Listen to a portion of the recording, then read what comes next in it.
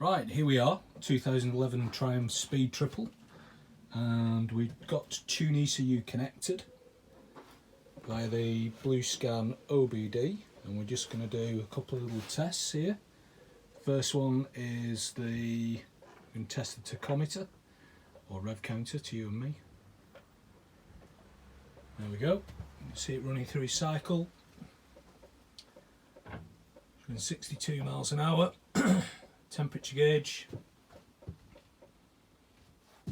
Okay, I think that works all right.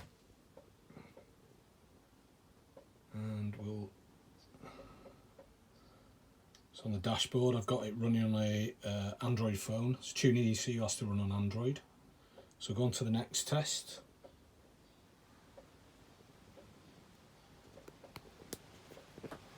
Just take me a second to scroll through this.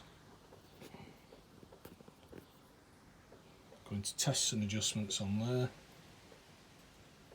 and we can test and adjust. So we've got the service light on there, so we can reset the service interval, and if we choose to run that now, and we can set the distance to whatever we want to set it to, so 6,000 miles till it comes on again, or we can choose a different value if we like, and we can validate that now. So it's asking us to confirm, and we can see on there that see that if we get the light right, the check engine spanner's on. So we'll choose to validate that. So yes, reset service interval done. And we can see on the dashboard the spanner's now gone out. We'll say OK.